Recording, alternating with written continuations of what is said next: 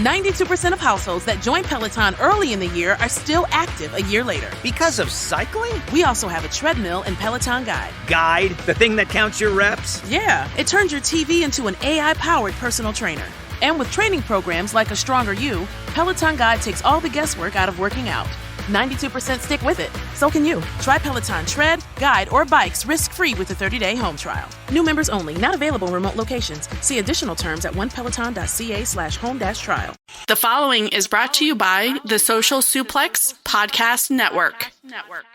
This is John Silver, lead recruiter of the Dark Order, and you are listening to All Things Elite.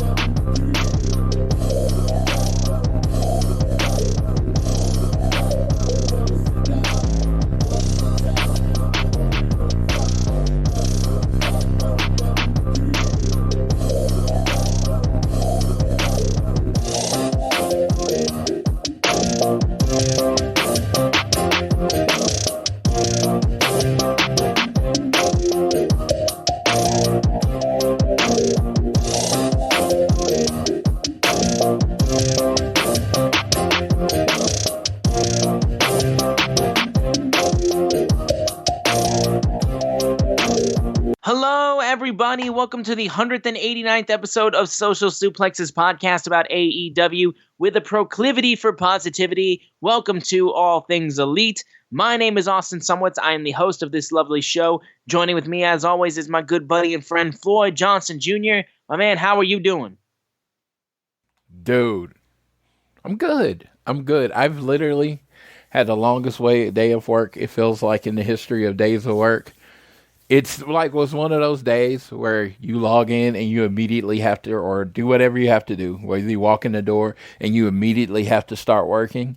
I'm one of those people. I'd like a 10 to 15 minute ramp up, not an hour, not something stupid, just 10 to 15 minutes where I can check my emails, blah, blah, blah, and then get in the mental place to work. But today when I walked in or signed in, it was so busy that it was like, okay, I'm going to work for 3 hours straight. And it's just like, and dude, I was afraid, like at about 5 Central Time, I was afraid I was going to have to tell you I couldn't do the show tonight because that's how behind we were. But we closed strong and I got everything caught up in time. I'm glad to hear that, man. I will say, you might have wanted to trade what happened with me with work. I honestly, if I'm being straight with you, I would prefer just like I sit down, all of a sudden I got to get to work, as opposed to what I did a couple days ago, actually. So I had to attend a press conference for a sporting event. I'm not going to say which one, but I will say it was combat sports related. That's all I'll say. But so we got there, and I don't have to normally wake up too early because I work like second shift. But this time I did actually have to wake up pretty early and drive down to Detroit. So I woke up at like 7 a.m. to leave my house at like 9 o'clock. And I get there and I check in and I get ready and get all my stuff set up. And the press conference is set to start at 9. It started at 11. I get there at like 10:30 when they let us in. And as I get there, all of a sudden it gets to around like 11:30. And we get told that one of the other fighter, basically, the one that's not from Michigan, her flight got delayed, and we were going to be waiting for a little while. And we waited for about an hour and a half just doing nothing, like absolutely nothing. And then like eventually she finally was able to come in, and then the whole thing wrapped up. It took like maybe 30 minutes or something to finish the whole press conference and everything like that. So I got done from that press conference at like 1:30 and got to leave at like, I want to say like 2 o'clock or something like that. Dude, sitting on my hands like with that shit drives me insane. I need to be doing something. So I would have probably traded with you with the whole sit down and all of a sudden you got to work thing, because just sitting around doing nothing, dude, I was getting batty. I was just like, for the love of God, just show up, talk trash. I can get the interviews and let me go. So at my job, I can't say this. I am used to a considerable amount of downtime, and I quite enjoy my downtime. And so, but the one thing is, when you're busy, you can't get online in internet shop and spend money that you shouldn't spend. So see, there you go. Yeah, that was the good thing about being busy. I just sent you something on Twitter. I designed those last night. Just something more to spend money on. Oh, you guys can't see them, but they're FTR flip-flops that say 10-time top guys. And on one end, it says hashtag FTR, and the other foot on the side, it says LFG.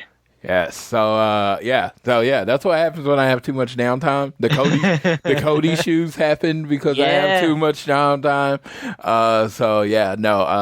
So I guess being busy does save me money.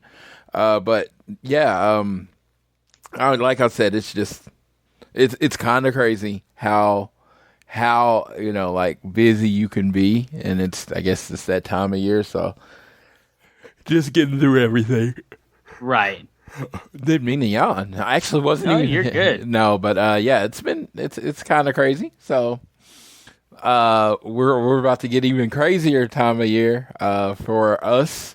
So I'm looking forward to that. Dude, this summer for AEW looks freaking ridiculous. I will say, absolutely ridiculous. I'm calling it the Floyd "I Told You So" tour this year. I'm going to talk about that later. Yes, we'll talk about that for sure. But yeah, we got a lot to get to with AEW coming off of this episode of Dynamite that we just got. But before we get into everything, we want to make sure that you guys are downloading this fine show on Google or Apple Podcasts. And if you listen to us on Spotify or wherever you choose to listen to us, please give us a share with your friends, family, coworkers, whoever you wish. And you can also leave us a rating and a review to let us know how we are doing. But the easiest way for you guys to support us is by following us on Twitter. We are at AT Elite Pod, not paying for Twitter Blue, just so you know. At Social Suplex are the guys that make this show possible. So please check out all the other shows that they have on their network. I am at Austin Sumowicz, SZUMOWICZ, and Floyd is at Floyd Johnson Jr. on Twitter. Now, the big news of the week regards this podcast, because as of today, as of April 21st, 2023, we can officially say that All Things Elite is going to Chicago yet again. We have our tickets to go to the Wintrust Arena AEW Dynamite show on, it's June 21st. Am I not correct? Yes, it's June 21st. And it will be at the Wintrust Arena in downtown Chicago. Myself, my sister Sydney, Floyd will be going. My good friend Tyler, who lives in Chicago, is also going to be there too. Shout out to him. So, and you know what? I'm going with my good friend Tyler that lives in Indianapolis. So that's kind of there you go. Yeah. So the Tylers will be in the building. Damn straight. But yes, it's very easy for you guys to understand why. You put the possibility of a CM Punk return on a show, you're going to get your boy finding a way to make it happen. Yeah, so I'm in the fifth row. I said I had to get on the floor, and I actually got them for face value, so I'm very happy with that. Yeah, I got mine for face value as well. I overslept and forgot about it completely, which I was like, how the hell did I forget? And I wake up and I like a half hour later, and I'm like so terrified that like, oh my God, I'm going to get in there and there's going to be nothing there. I found hard cam tickets and I was like, whatever, first one I find that's decent. Sure, row F, whatever. And I grab them. And then as I check out and I go back to the ticket page actually to see what else was there, I also saw row double F, row double C, row double B. And I was like, well, fuck, great timing of not trying to like wait it out and try to find the best possible seats. But still really good seats. I ain't going to complain too much about it, honestly, because I could be in the nosebleeds. And if the CM Punk return happened, I'd still call it one of the best shows ever. It's really all that matters. So, so I'm going to see if I can once again see CM Punk on a rumor show up in Chicago and be there live for it. Be one of the very few people who can say that he's out of state, not from Chicago, but was there for both the first dance and possibly yet again Punk's return if it happens, which I want it to happen so bad. I just want to let everyone know, just in case you're asking who the realist is. The realist out there. We are the only podcast, both people in the podcast, at the first dance and at CM Punk's return. Just think about that collectively to both of us there. Now you know how much we take this shit seriously. How much we're in this shit. Yes, and we want it. We want to be there so bad. So It has now been, you know. It has been since the 90s since I've last taken a sign to the show, and I told my friend JR because I want to be. I hope. I mean, everybody's like, well, he should come out at the end of Double Nothing. No, I want him to come out at that day. So, and I will have a special sign that says, JR, I told you so. Because when this first happened, and it wasn't, JR really wasn't one of the biggest doubters. He's just the person I talk to most. Yes. And I told him 100%. He's like, so what do you think the odds of him coming back? I was like, the only reason he's not back now is because he's hurt. He would have, I was like, I think if he was, if that had happened and he was healthy, he would have been back a lot quicker. Probably at the same time as the Elite. But the only reason he wasn't back, because he was hurt. I said he is a 100% coming back. And I never went away from that, did I, Austin? No, you were straight on it for the entire time. Wrestling is fucking weird. You cannot take what happens at your regular job or what happens on other people's regular jobs and apply it to wrestling.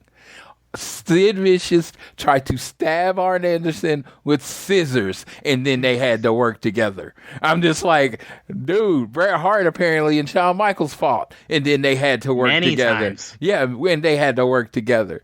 Like Edge banged Matt Hardy's real life girlfriend, had sex with her, and then they did a program together. Yeah, wrestling. So many people forget stuff like that. Wrestling is weird. This dude said some bad things, and then they got backstage. Honestly, back in the day, we probably would have never even heard about it. Yes. And it's just we did. We heard about it, and everybody speculated, and everybody's like, oh, if I was in the job at my Walmart and someone came and fought me, we'd both get fired. Yes, that's what happens at Walmart in that environment. That's not what happens in professional wrestling. They tell you to shut up and let's go make some money. I am still 100% that the Elite and CMFTR will have a match. I am 100% believe that will happen. Because guess what? Money is what talks in professional wrestling. That is what talks. They have contracts and they have a boss. And if Tony Khan says you're going to wrestle this guy, most of them are going to just do it. Because that's what you do in wrestling. But again, I don't know more about wrestling than anyone else. I'm not talking like I'm some expert. You can listen to any podcast, and if you listen to, they will tell you the stories of the fucked up and weird shit that happens in professional wrestling. And then these people work together. Stone Cold fucking walked out on the WWE. They brought him back. Brock Lesnar ended up suing the WWE. They brought him back. Ultimate Warrior came back. Every wrestling people come back. It happens. Yeah. Very rarely do people mess up so bad that they completely get blackballed. Exactly. And I don't think a little skirmish in the back is going to get CM Punk, one of the biggest draws in AEW, blackballed. I just don't think it's going to happen. And I honestly think his contract's too big to get rid of, honestly. Probably at this point, honestly. But more so, I will say what I said last week and what I've said for quite some time now. Wrestling is better when CM Punk is in it. I will say that firmly and strongly, and I will not waver from that. AEW is great. I will watch AEW whether CM Punk is there or not. Same. Don't get me wrong. But I can tell you, it was way more interesting week to week when CM Punk was there. Mm-hmm. The only time period I could say that AEW might have been more interesting is when they literally were first starting out, and when we didn't know anybody, and we were trying to get into all these guys that we didn't know, and all that kind of stuff. And you had the entire Elite, including Cody, there as well. So, but since all that has kind of changed, and AEW's grown to something that's become massive and hugely successful and different, CM Punk has been the most interesting thing in pro wrestling, in AEW, and in pro wrestling for me. And yes, there is a gap. There is a definite, like, you can feel the difference. You can feel the difference now that he's been gone for how long he's been gone. And I'm not saying, again, for anybody who like needs to get their ears cleaned or doesn't understand what I'm saying, I'm not saying you have to like him. You can hate his guts. There's plenty of people in wrestling that are around all the time and do a lot of stuff that gets themselves over as a heel, as a babyface, or something, and I just don't like them. And I hate their guts, but I can't deny what they do work. I can't deny that what they do works. I can't deny it. Yeah. So that's simple. I want to throw this out there. I did a tweet, and I mean, it got a little following. Got a little following. Dax liked it fairly quickly. But, shout out! Yeah, I put up a picture of me and Dax, me and Punk, me and Kenny, and me and the Young Bucks. Very similar backgrounds. I made the pictures I picked. I would have done that same. I would have done that same tweet if I had a picture with FTR, which I still can't believe I don't have, and I need to get that fixed. Yeah, so we will definitely get that fixed. But if you look at the pictures, I even said the FTR and the Young Bucks backgrounds were the same. They were at the same place. They were within a few minutes of each other. And then CM Punk and Kenny Omega in the exact same place with the backgrounds on, right? Because being that the point is, you can like all 6 of these people. Absolutely. I've been very clear at the beginning. When people asked me whose fault, I was the only one that said. I kept saying it's Hangman's fault. I never said it was the Bucks' fault. I never said it was the Kenny's fault. I said it was Hangman's fault.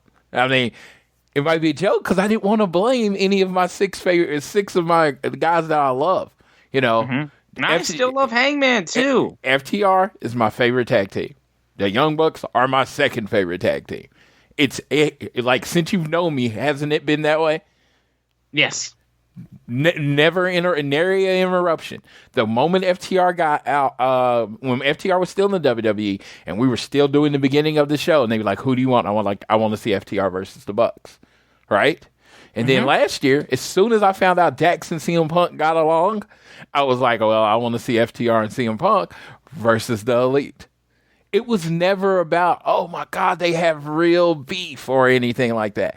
It was about watching 6 amazing wrestlers do their thing, right? Now, if you can back up some real beef in it and get people more interested in it, I am all about that. But these people, 6 amazing wrestlers that have entertained me for years. I'm like, the first time I ever did okay, this thing is, I'm absolutely just going at the last minute. They announced Kenny Omega versus Jon Moxley. The first person I ever did this for in AEW was Kenny Omega. They said, winner is coming 1 in Jacksonville, Jon Moxley versus Kenny Omega for the world title. I literally bought a ticket that day, literally flew in, watched the show, flew out the next morning in Jacksonville. The first wrestler I did this for was Kenny Omega. Not Cody Rhodes. Not FTR. Kenny Omega was the first wrestler I did that for. I wanted to see Kenny Omega versus Jon Moxley. I wanted to see them in a wrestling match for the world title. Of course, Kenny Omega won. Winner's Coming was great. Sting debuted. It was all beautiful. But understand, these people have, been amazing to me. I saw, it's kind of funny to say this. I saw Kenny Omega's title win when he won the AEW World title live. I saw CM Punk's AEW World title win live. I saw Young Bucks win the tag team titles for the first time live. And I saw the Dax and Cash win their tag belts for the first time live. I've seen all of these dudes because they have all given me amazing moments. The night in Oklahoma City, which a lot of people don't realize this, that CM Punk's first world title win was in Oklahoma City on a cash-in, and he cashed in on Edge. Mm-hmm. I was in the building for that. These people have entertained me so long that I love them all. And it's okay to love them all. If you ask me if I'm Team Punk or Team Elite, of course I'm going to say Team Punk. Because guess what? I didn't think it was any way the Elite were leaving. But there was this little whisper in my ear, and it wasn't a whisper. It was the knocks of all my friends saying CM Punk's not coming back. And it was like, I don't know. So I am glad. I'm glad they're all coming back. If I never get to see them wrestle, I will be disappointed. But I don't think there's any way we don't get to see all 6 of these men wrestle. Too many people want it. Yes. So now you guys know that we are going ahead and we'll be there for the Winchester Arena Dynamite. So yes, you guys know that. White Castle. That's a Floyd thing that I get excited about, White Castle. But dude, I'm really excited. I'm pumped, dude. I haven't done one of these day trips in a while. And like I said, if something comes out of like whatever the go home show for Forbidden Door 2, and like I'm able to make that shit happen too, because I'm not far away from Toronto either. Hopefully, I'll be able to make that happen as well. Yeah, floor seats are gone. Floor seats are gone. I didn't think I was going to get floor seats regardless for that show, even if I tried when they released. No, floor seats are gone. The other hundreds and stuff. Unlike last time, I do think I think to sell out WinStar, is that what it's called? WinStar? Wintrust? Wintrust for Chicago. Yeah, I think they're going to have to announce them. Yes. I think they're going to have to, like, a week or two say, June 21st, CM Punk returns, and then it sells out. I don't think it's going to just sell out on the rumor like it did last time. No, absolutely. That's the thing, because the moment that was the whole deal. It's like literally when they announced the show, people were chanting CM Punk. Yeah, and it was like 7 years, it was 7 years. There was a lot of things that built into that selling out, and I just don't, like, now I think him coming back. I still can't believe I got tickets, dude, to that show. It's still wild to me. Dude, like when he jumps in the crowd, and it's like you see my cheese and smiling ass right there, and it was just like, it was. I at that point I was in tears. I'm pretty sure, dude. But it was one of the greatest moments. Y'all can take your "I survived the Eras Tour" shit and shove it up your ass. I survived getting tickets to Forbidden Door. Yeah. I mean, not Forbidden Door, the First Dance. Yeah, I did survive getting tickets for that though too. I got the First Dance. That's 2 Eras Tours right there. I got the First Dance. I'm gonna be wearing my First Dance shirt to the event. I'm going to wear the original First Dance shirt, and it'll be the first time I've worn it since I wore it home. That was it. I wore it home. So I've been very protective of the shirt. I'm a bit messy. Oh, see, I've worn the hell out of it. So I'm a bit messy. So I have been very protective of white around me. Doesn't usually go together. So I'll be wearing that shirt to the event with Tyler. And Tyler's birthday is the 15th, which is awesome. Because me taking him is actually his birthday present on the 21st. It just ended up working out like that. And it's just like, and we had all said we were going to Forbidden Door, especially if it was in we were going to Forbidden Door if it was in Chicago again. And then we didn't get that. But it's like, we get a Dynamite. And not only do we get a Dynamite, we get a monster Dynamite. We get CM Punk coming back. Like if you would have asked me, Forbidden Door, very excited about. But if you asked me, hey, Floyd, you only can go to one, Forbidden Door or CM Punk's comeback, I'm going to CM Punk's comeback. Right, exactly. So that's the same for me as well. So yeah. But with all that out of the way, let's get into AEW Dynamite from this week that took place in Pittsburgh, Pennsylvania, which opened up with Jungle Boy Jack Perry walking down to the ring.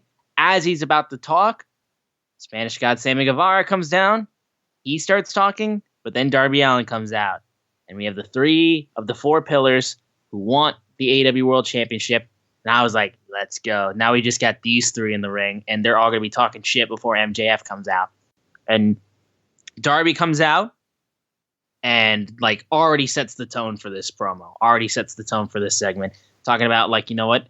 I've known Sammy the longest out of all the pillars, and oddly enough, I like you the most because you're a follower. But you are who you are. You are who you are. Yeah, you are who you say you are. But the thing I don't like about you is that you're a follower, and I think you sucking up to Chris Jericho in the JAS. I think Chris Jericho's holding you back, whether it was in the Inner Circle, whether it was in the JAS. He's like, but if you have a problem with that, you and Chris can come talk to me and Sting anytime. And when he talks about Jack Perry, he's like, out of all of them, you had to work the least hardest to get here because you're part of the California clique with Rosita and all those. So nothing about you intimidated me. And it's like, since you were friends with all the boys from California, you were going to get in here regardless. Jungle Boy responds basically saying, like, I look at the paint on your face, see all the kids in the arena with the same face paint, but I was like, man, if they knew what you were really like, and the only reason you're here is because you couldn't make it as a skateboarder. This wasn't your first choice. This was my only option, is what Jungle Boy said. And he said to Sammy Guevara, he's like, we don't have the same kind of time to describe. We don't have that kind of time to describe how much of a dirtbag you are. But I actually respect you more than Darby and MJF, because Sammy Guevara is exactly what you get. Every time you come out to this ring, you put your body on the line, but you're still a scumbag, is the big thing that he made sure to let him know. And Sammy then, I got to say, this is one of Sammy's promos, like better promos that he's cut in the ring. Sammy has always shown me little flashes of his promo ability, but I feel like he's always holding something back. This time, I think he actually went wholeheartedly and just fucking gave it his all, and I think it honestly showed. And he's like, all right, you want to be real, Jungle Boy? Let's be real. Because you're just like MJF. Because both of you were handpicked to be here. You're the golden children of AEW. Darby, despite our differences, we're two sides of the same coin. We did everything we could and did whatever we can to make it, and we did. And because honestly, Darby, I have to thank you, because through my struggles, you gave me hope in this place. And when his career wasn't going so hot, I watched you become the first pillar to win a championship in AEW, and you showed me that you can break whatever glass ceiling that they want to put on us, as he points to the back. And as he sat back and said he could go, he sat back and watched, he said, I can do better. And he did do better than Darby 3 times as TNT champion. And he said, now it's your turn to sit back and watch him and me become the AEW World Heavyweight Champion. And then Jack Perry then responds being like, nope, see, I'm going to do it. I'm going to still be the next World Heavyweight Champion, but I'm not just going to do it for me. I'm doing it for everyone who stayed with me and helped me along the way and who stuck by my side, including all the fans. And then that is when MJF comes out. So I will say, it's going to be a bit of meme, but since it is the pillars, if we're talking about the 3 pillars that cut promos before MJF came out, my rankings are Darby, Sammy, Jungle Boy for this promo performance. And honestly, that's my personal opinion too in terms of promos. Like, generally, Sammy has gotten significantly better. I love Jungle Boy. There's just something about it when he cuts promos that just feels like, like when he did stuff with Christian, it was honestly really good. Christian was his best work, I thought. Okay, yeah, I agree. I don't know. There's just something that doesn't click with me when he cuts promos. Let me tell you. Jungle Boy, if you really realize it, he seems to be better on the pre-recorded ones. And I don't know if there's someone writing them. I don't know if it's him getting a lot of takes or whatever. It seems to be better. In this case, like I said, somebody posted today, and I was like, Darby came out and shocked me. I was actually shocked by how good he was on the mic. Yeah. How poised he was, how delivered, how the crowd was behind him. There was everything was there, right? He knows how to cut a babyface promo, right? Sammy, I thought was good, not great. And I think Jungle Boy needs a writer. And it's like, and when I say he needs a writer, that's not me coming at Jungle Boy, right? I was telling you before the show, there are a lot of amazing actors that can't do improv, right? There are rappers that are amazing that can't write, right? There are musicians that just sing other people's words, right? That doesn't make you bad, right? In wrestling, if you can promo and you can improv, it's great. The Rock is mostly written. Like, he wrote notes on his hand famously. Brian Gerwitz was his personal writer of all his promos. You wrote it, he knew how to deliver it. The Roman Reigns apparently is the exact same way. Then you have Roddy Pipers out there, artists that you can just throw a mic, tell them a subject, and they'll be able to cut the greatest promo of all time. All sorts of people like that. Jungle Boy is probably the latter. It's going to have to be scripted. He's going to have to pretty much know what the other person's going to say. Then he's going to have to reply. And it's your job as the booker with Tony Khan and the producers and all that stuff to let Jungle Boy do what he's good at and hide what he's not good at. That's like pretty much the job to promote and get your people over. Get him away from what he's good at. I'm not putting Jungle Boy out there with MJF and saying, oh, MJF's going to say some shit and you're going to say some shit. No. If it's MJF and Jungle Boy out there, he knows exactly what's coming from MJF. He knows exactly what the reply is going to be. He knows exactly how MJF's going to reply. Because if he can't do that, it's going to always make him look like the amateur in the room. And this way, he looked like on the promos. In promos, he is the weakest pillar.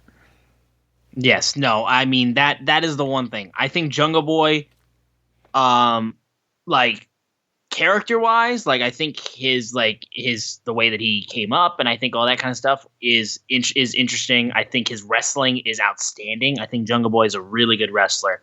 But I mean, we're talking about a guy like Darby. I think still like out of everybody to me. Just fits. He checks every single box. The only box he can't check for some people is the way that he looks and his size. And I say, get the fuck over that if that's still a problem. Because this dude is outstanding. To me, like MJF, obviously, at this point in time, he is the top pillar. But if I'm talking baby faces, Darby is like leaps and bounds better than all of them.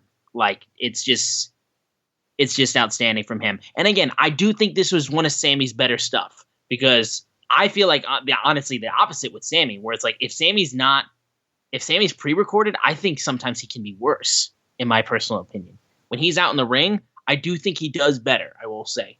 This was one of his better performances. And then Jungle Boy, he tried, is really all I can say. But that's the one thing I'll say of that. But, and it was so bad. I know Twitter is the wasteland. Don't get me wrong. Yes, but it was like after that, it was like the people came at Jungle Boy for not being good. It was glaringly obvious that he wasn't the best. This is not like, oh my God, I can't believe you say that. You're so mean. No, it was glaringly obvious that he can improve there. And it's been something that he's needed improving in it. I mean, literally, he played a mute wrestler, at first part. Now it's like he's growing, and I hope to see him grow because I think he's only like 25, 26. He's still really, really young. So it can come, and it can hit, and you know what? And you don't have to be great on the mic to be a great wrestler. You can just be good, and he might just end up being good. But I feel like there's a heel in there. I've always said that about Jungle Boy. I've seen it from the beginning. I feel like there's a heel there. And he might be magic when and if he turns heel. We'll see. But tonight wasn't his night. And promos aren't easy. So it's like it's hard. So I think he'll get there. And the thing is, they are doing something very, very brave and bold in AEW, right? Mm-hmm. They're like, this is a main event. This is going to be a main event that they're pushing for Double or Nothing that doesn't include Kenny Omega, Chris Jericho, Jon Moxley, Hangman, CM Punk, the Young Bucks. The biggest names in their company aren't being pushed as the main event of the next pay-per-view. They are saying, this is not our future. This is our present. You're going to go out there and you're going to sink or swim because we're going to have to build a company on you for the next 5 or 10 years. And they're going out there and they're just doing it. And they know they might take a little ratings hit right now. But this is how you build characters. Yes. But moving off of this, of course, MJF came out and he was like, ladies, there's enough me to go around. Stop fighting over me. It's making me blush, which was really good. And he's like, I had a conversation with my good friend Tony Khan, and he actually had an idea that I agreed with. There's going to be a Pillars tournament, and the winner of this tournament will face me for the Triple B at Double or Nothing. One of you will get a bye in the first round, however.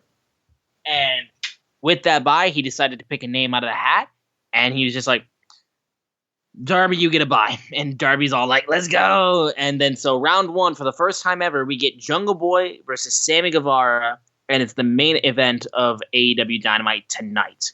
Gotta say, this threw me off guard. Because I was like, the Fatal 4-Way. But what? The Fatal what? And I was just like, huh?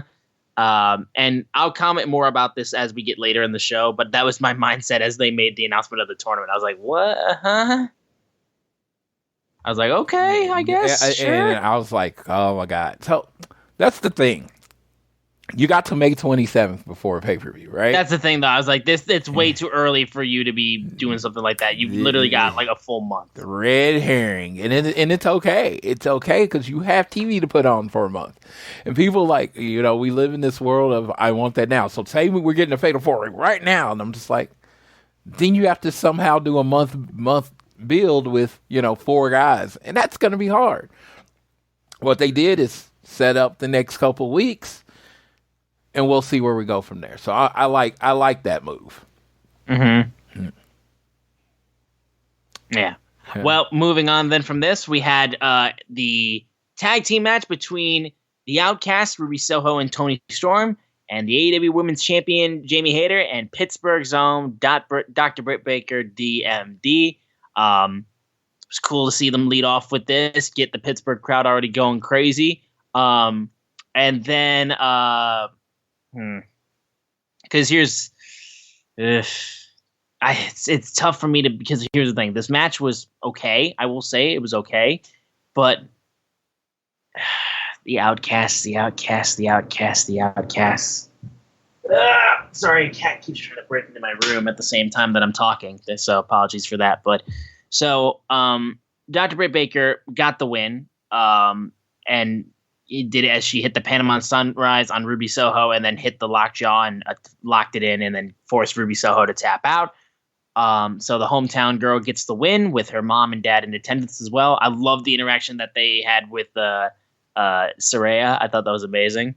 But it's just, I don't know about the Outcasts, because we made the comment about how like they would come out and it would be the same thing, they'd beat somebody, they'd spray paint them, and then they'd get chased off by Jamie Hayter and like Riho and stuff like that, and that would kind of be the end of it.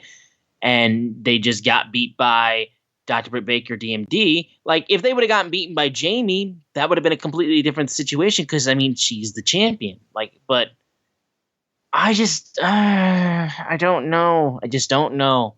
Now, they did do something with the Outcast later in the night that I did like. But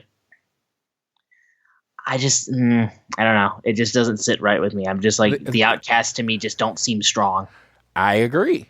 I think they fixed it. I do think this came off as, to me, the Outcasts needed to win this match. Right. They have the numbers game. They're up 3-2. They have to win. This reminded me when I was the FTR Live with Dax or whatever show, and they were talking about why the Pinnacle didn't work, right? Mm-hmm. And it was like, the Pinnacle came out and they destroyed the Inner Circle, and they were like strong, and they looked badass in the middle of the ring, right? And then like immediately the Inner Circle came out and came in and got the best of them, and it was like, they got the best of them, and they were like it took their power away. It was supposed to be them kicking the Inner Circle's ass until they got to the pay-per-view or whatever, and then the Inner Circle finally overcame it. And that's kind of what I need the Outcast to be. They should be getting the best of Britt Baker in every way, in every city, in every place, and then Britt Baker, if she's going to win the feud, finally gets over on them to build to the biggest reaction, biggest pop, whatever you want to call it. And it just feels like the Outcasts the other side keeps getting better to the Outcasts. And it's like, for the women's division, you should be booking the Outcast as strong as possible. Like, they're never coming out on the losing end right now. That way you build to them eventually losing. And that's what I'm like. Like last night, Britt Baker shouldn't have won that, tapped out Ruby Soho. Because the reason Ruby Soho joined the Outcast was to get the better of Britt Baker. So you're making her turn almost seem pointless. So right, and I already feel like that since Ruby got there, like her biggest moment was when she came out to Rancid at Double or Nothing last year when she tried to face off against Britt Baker for the AEW Women's World Championship. And I was like, that was my moment where I was like, maybe Ruby really makes a push and really gets a chance and then has an opportunity to really stake her claim. And she lost. She never really got back to that point. And she'd been floundering for the most part. And I think Ruby is really good. That's the thing. I like Ruby a lot. And this moment right here for me, honestly, I wasn't a huge fan of it. Now, like I said, they did rectify it at least a little bit later in the show, which I did like. And we'll talk about that, though, when it happens. But this segment, though, it was cool for the hometown fans. But honestly, I don't care about hometown fans because I'm not from that hometown. The storyline made more sense if the Outcasts looked more strong. And in this segment, they did not. In this match, they did not. So yeah, I completely agree. Wardlow was interviewed backstage by Renee Paquette about his TNT Championship match against the current TNT title, Powerhouse Hobbs. And he had another horseman, as this man's already gotten help from Tully Blanchard. But this time he's got double fucking A. I saw Arn Anderson. I flipped shit. I was like, let's go. So Arn Anderson is back. Let's go. I had a strong reaction to this. I was very excited to see Arn back. I didn't like that he pretty much wasn't managing or doing anything. He was doing stuff in the back, but I like when Arn's on screen. So when he introduced him, and I was like, oh my God, this adds to Wardlow's act. And people might get what do you mean? I'm like, well, Wardlow had become stale. Oh my God! God, he is 7-day-old bread. The Powerbomb Symphony doesn't get a pop anymore at all. There is no Powerbomb Symphony anymore. He hits a powerbomb. I honestly think he should almost change his finisher because the powerbomb thing's not happening anymore, right? But yeah, so I feel like he's been kind of stale, and it needed a shot in the arm. I thought Arn Anderson was. Even to end it after Wardlow talked, and who's not, his character does not lend itself to talking, right? Mm-hmm. I like Wardlow, and I honestly think he's probably a fine promo. But the way when his character was the best, he didn't say shit. So having a mouthpiece like Arn and said, you know what, you've been playing checkers, we're about to start playing chess, that line, oh my God. He's like, yes, Tuttle Venture made you a good checkers player. I'm going to teach you how to play chess, and we're coming for you. It was just like, oh my God, this is so good. This is like, okay. And what I mean, did I immediately strap Wardlow up, make him the world champion? No. But I see the building blocks of what this union could be going forward, even making Wardlow more of a face, and also giving him a vulnerability now. Because Arn Anderson's a vulnerability. Someone can attack Arn, go after that, and it adds to a feud. I just thought this was brilliant for the overall presentation of Wardlow going forward. Yeah. Now, I took this as a one-night thing, though, unfortunately. That they weren't going to stick Arn with him for quite some time. I hope that's wrong, because the more I see Arn on TV, I'm honestly happy about that. No, it looks like it's going to be a thing. Cause, does it? Okay. If you go on the AEW Twitter page, they did the after show where they were together when he was talking about cutting the promo and winning the title, and it seems like Arn's going to be in his corner going forward. Okay, fair enough. Well, I guess I misunderstood that, but yeah, if that means I get more double A, I'm all for it. Moving off from that, though, we had Matt Jackson, Nick Jackson, Kenny Omega, the Elite come out as they wanted to address the BCC. And Kenny Omega talked about how the past couple weeks had been the most difficult in his life because of BCC, and how, you're the 4 of the most respected professional wrestlers on the planet, though. That is until the last few weeks.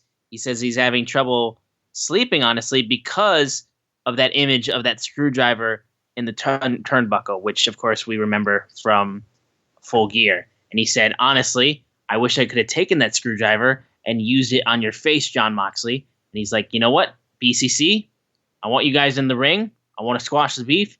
Let's settle this like men. Bryan Danielson appears on screen, though, and he's like, who's going to pay to see a monologue by a bunch of amateurs? As he's talking on the big screen, the BCC come out and they attack the Elite from behind. They start brawling all around the ring, thrown over the railing, and then fought outside the crowd for a little bit. Jon Moxley eventually hits Kenny Omega with the Death Rider, and Danielson comes out to the ring and is like, exactly what I thought. You're a bunch of amateurs.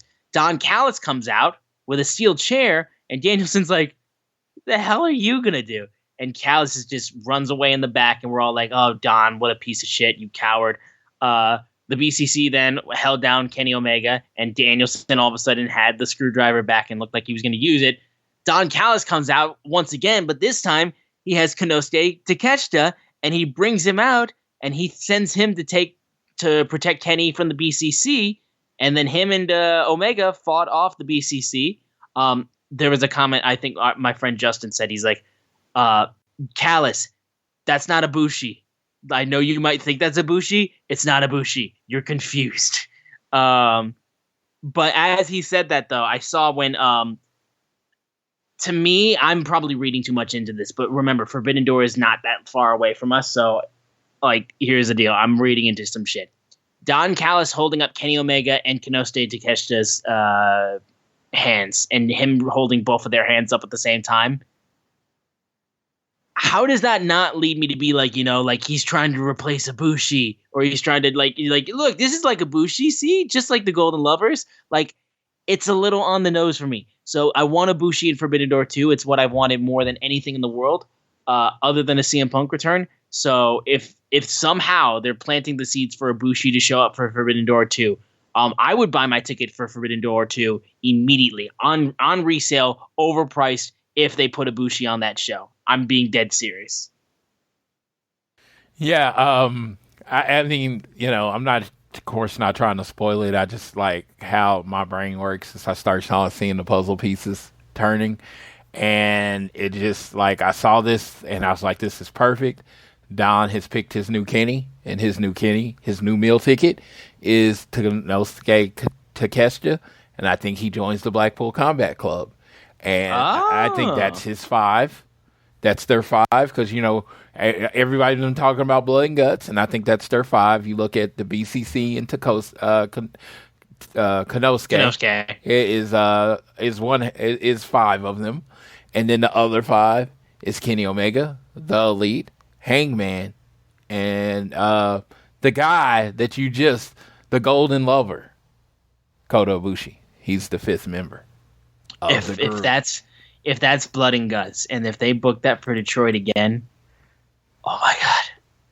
Like, I said, oh, I'm not going to Detroit. I can't make it. I'm like, if they do the Blood and Guts in Detroit, and that's the 5 versus the other 5.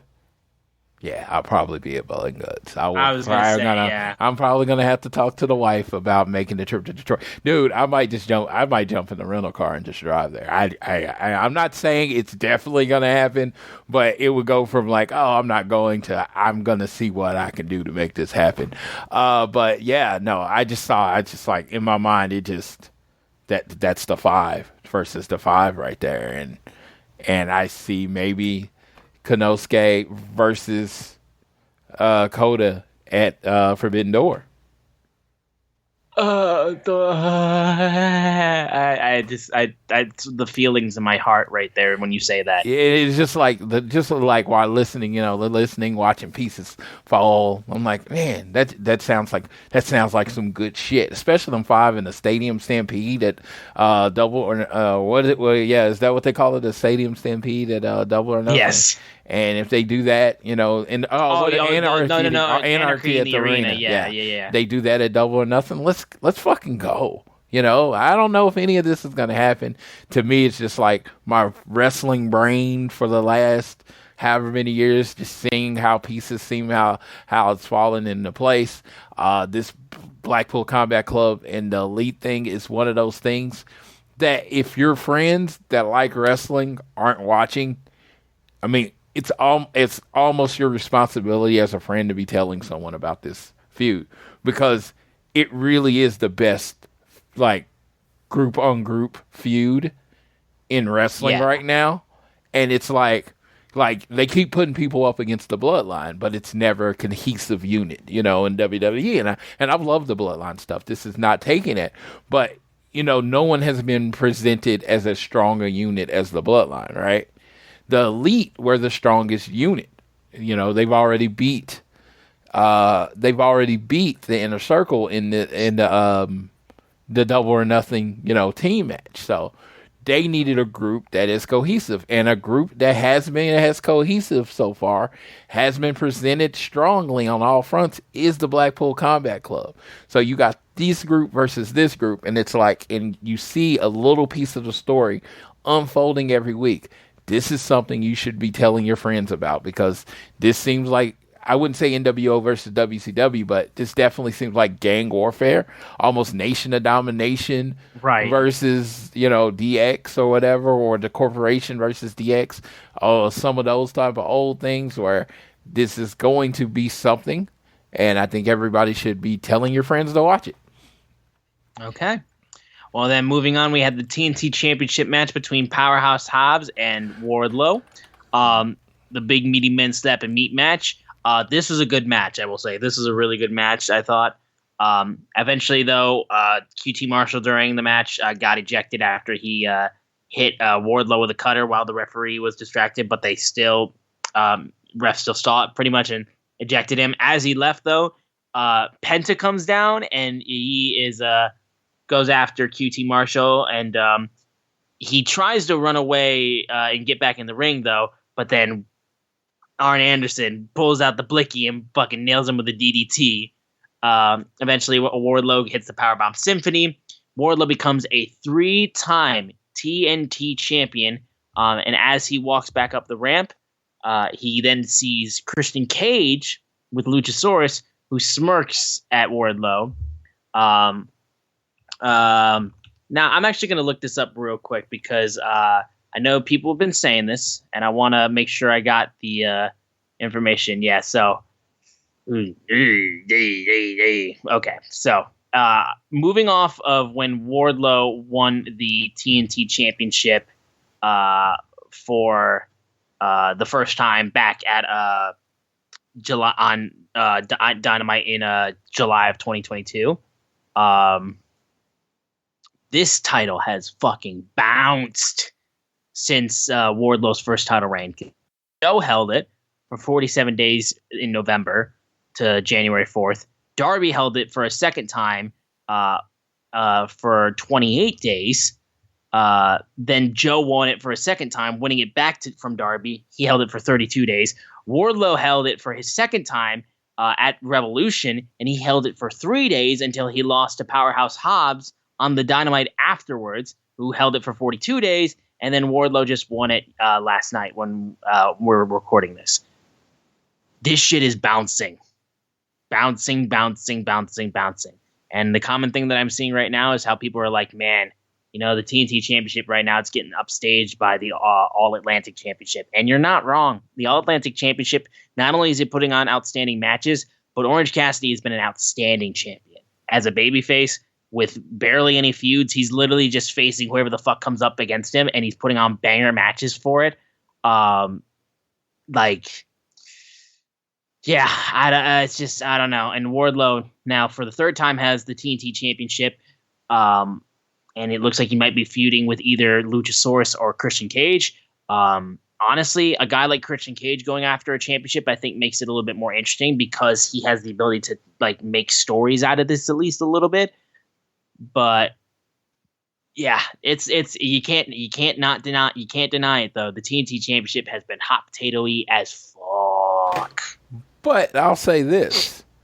It really was, like, if you look at the title reigns, right? Look at when Miro won it And everybody says Miro's title reign was like the strongest. It really wasn't that long. It wasn't. No, that's the thing. But that's the thing, though. Is like I wanted Miro to fucking go havoc with the TNT Championship. Like his was the second longest in the title's history. But still, 140 days is not that long. Darby's is still the longest, his first title reign, when he won it in the pandemic, and he held it for 186 days. And that's what I was going to say about this belt.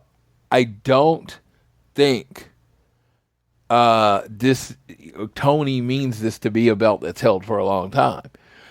The world title gets its longest runs. It literally, the only reason it has had any short runs is because of injury, right? Someone getting injured. But he generally puts the title on the person, and they hold it for a long time. It feels like kind of like MJF. It seems still like a new champion. He's on his 6th month as champion, right? He won in November of last year, right? He's into his 6th month as champion. So that's the title that he holds on to people for a long time.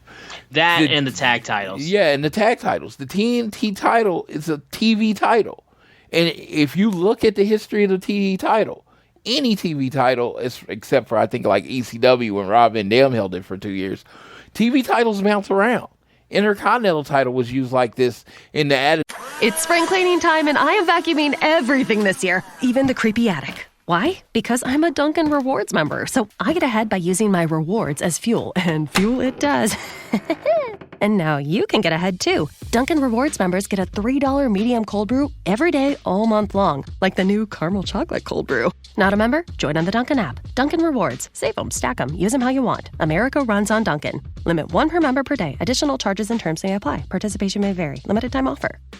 So, how does it feel when you play Roll Up to Win with Tim Hortons? Buy a hot or cold beverage using the Tim's app and find out. Roll in the app for a chance to win prizes ranging from free coffee and donuts to a Universal Orlando resort vacation or a sweet car. Oh, don't forget the TV. And this year, every roll is a shot at a $1,000 daily giveaway drawing for 2 $500 prizes. Roll up to win and get treated by Tim's. No purchase necessary. Account registration required. 50 U.S. and D.C. 18 plus entered by 4/2/23. See rules at rolluptowin.com for free entry and full details. Void in Florida and where prohibited. Area, it was bounced around. It's a way to build up your wrestler's resume. Can there be stronger champions? Could it be booked better? Yes, but this is not a title that they expect people to hold for a long time. I think they're even setting up, if you're talking about the hierarchy of titles in AEW, I'm thinking they're setting it up. Tony is setting it up as the world title, the international title, which is, you think about it almost like another world title. And now you're going to have the TNT title. I think the TNT title is the 3rd most important belt in the company, and it's being treated that way. Mm-hmm. Like Orange Cassidy, one of the bigger faces in the company. He's the face of the international title. He's going to lose it, but I feel like when he does lose it, it's going to be to somebody else that they're building, and then they're going to have a long reign. Mm-hmm. Yeah, so I just don't think it's there for it. Can it be built better? Yes. You know what? And let me tell you about. Also, I apologize. It's called the International Champion now, not the Championship, not the All Atlantic anymore. I forgot. It is what it is. We knew what you're talking about, and then you look at Wardlow and Hobbs. I thought it was a good match. I feel like they got a better match. They have a better match, but I think for a TV title match, this was about as good as you were going to get from these two. You put these two on pay-per-view, and I think they could do even better. I feel like I'm owed a one-on-one pay-per-view match, and like I said, I wanted like Brock Lesnar and Goldberg. People talk about that match, and they're like, no, it was like them just spamming finishers, and that's pretty much what I want from Wardlow and Hobbs. Is just them not hit, just like boom. Finisher kick out, dude. You could have made this match to me twice as impressive if you made it half as long. It's like you don't want to see two big guys that look like that going 30 minutes. You want them knocking the shit out of each other, going just nothing but home run shots. And I think they went 10-15. It just felt like for what I want out of a big meaty men match, it just wasn't enough bump and meat. Like we had two big meaty men, but it wasn't enough bump and meat. They didn't look as impressive as I wanted them to look. Not saying it wasn't a good match. It was good. It was fine. But I wanted, oh my God, did you see what Wardlow and Hobbs are doing? That's what I thought. I thought after that match, that's what everybody was going to be talking about this week. And no one's talking about that match because it was just it was fine. It was good. It was good. But it was not much better. And maybe that's my fault for building up my expectations for these two men. But yes, Wardlow. Yes, Hobbs. Call me an ass. Call me a mark. I want more than what you gave me. Okay. Now we move on to another backstage segment with Sammy Guevara, who gets interrupted by MJF, who had an offer for Sammy Guevara, being like, you know what? Yeah, I like you so much more than all the other pillars. I am offering you a blank check and a spot in the main event of Double or Nothing for the AEW World Championship. All you have to do is lay down. Sammy's like at one point just like, no, and he's like, here, take the blank check, take it. And Sammy like turns MJF around and he writes on the blank check as on MJF's back, and MJF takes it back. It's like, what? Are you sure? He's like, that's my price. And Renee's like, seems like a fair price to me. Now we don't know what he wrote on the check, but this kind of confused me again. Like I said, we'll talk about it when we get to the match itself. But yeah, so this was a thing they did before leading into the main event, though. So like blank check signed by Sammy, and about just to lay down for the. I'm going to prepare you. I'm not going to spoil this. But I'm going to tell y'all, when they make this match, prepare for some wrestling logic. Right, exactly. Don't go legal logic. Don't go UFC. Don't go real sports. It's going to be wrestling logic. And it's going to be like a real stretch. So just don't. Don't try to make this more than it is. You turn your wrestling brain on, and maybe you needed a way to make it make sense in your head. Do that, whatever it takes. But moving on from that, we had the Switchblade Jay White with Juice Robinson on his side, facing off against Commander. This match was stellar. This was fucking great. These guys did such good work. It was a little bit shaky, I will say, from Commander in a couple moves early on, but once he started going, he just couldn't be stopped. This dude goes nuts with his Lucha Libre style. He's wild. This match was so good that eventually after the show, Commander was signed and was now All Elite. Huge news for Commander. But Jay White eventually, though, he's able to fight his way out of it, hit a cutthroat suplex, which looked fucking vicious. And then he hits the Blade Runner, which I saw a video. Somebody who claims to be a WWE hardcore fan who had never seen much of AEW watched this match and was like, Sin Cara's got moves. I'm like, I know for a fact you did not call this man Sin Cara, you absolute fuck. And then when Jay White hit the Blade Runner, he called it Sister Abigail. I was like, you know what? I'll give you that one. That is funny. How he called it Sister Abigail. I thought that was funny. But Jay White gets the win with the Blade Runner. Sean Spears is ringside for the entire thing, by the way, just like throwing up numbers and all that kind of stuff. But when Jay White got the win, he held up a 5.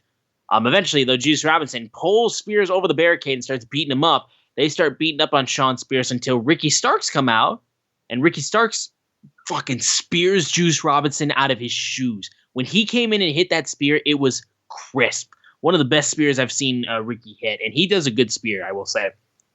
He evens up the odds. Jay and Juice retreat. And Juice literally shouts, Ricky! Which made me laugh. But if we get a tag match between Jay White and Juice Robinson versus Ricky Starks and Sean Spears, that's a pretty fun tag match, I will say, for a Dynamite. So, dude, I mean, anytime you use Sean Spears, that's going to make me happy. I think he's somebody that should be being used. I think he is one of the travesties in wrestling because of how one company booked him. That's how people see him. You know what I mean? Right. It's like, no, this dude's really good. He's really good at wrestling. So I enjoyed this. He's, big, physical. I don't me personally, we talk about it as fans. I don't think this was the best first match for Jay White.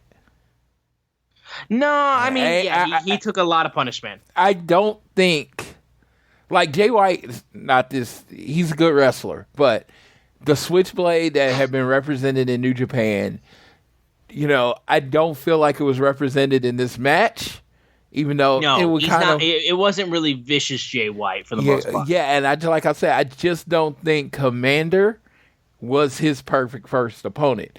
Now, they did announce something cool about Commander after the match, but I'm just like, I probably would have went a different way on Jay White's first opponent. I do think that is really cool, yeah. Yeah, so maybe, I don't know who I would have picked, but it just seems like Commander has a very unique style that you have to be adjusted to. There were some points in the match, looked a little sloppy, which I'm okay with sloppiness. But it looks the bad kind of sloppy, not the good kind of sloppy. And so, no, like I said, I'm just talking like a fan when I'm watching it, and I'm just like, I love Jay White. I felt like this wasn't a great representation of the Jay White I love. No, and I would agree with that too. Like I said, the big moment coming out of this match was Commander becoming All Elite. That was the big thing coming out of that. Yes, and I mean, I just want him to be used. I want to see this Commander. I want to see this masked superstar wrestle, because there was another masked superstar signed a while ago by the name of Bandito. I know he's a bandit, but, they should have wanted signs up for him, because we haven't seen that man, So, come on, Bandito, come out of hiding or wherever you are and wrestle. I don't know if he's hurt. I don't know anything. I tried to throw it in Google today, and nothing came up. I'm like, so, I know he lives in Mexico. Maybe it's visa issues, but, yeah, we kind of miss you, Bandito. Yeah. Moving on from this, though, we hear from the two-time AEW World Tag Team Champions, FTR. Renee Paquette had told them, though, Mark Briscoe got attacked earlier in the night, and they find out that they were attacked by, you got Ari Daivari, Tony Nese, Josh Woods, and Slim J. They all attacked Mark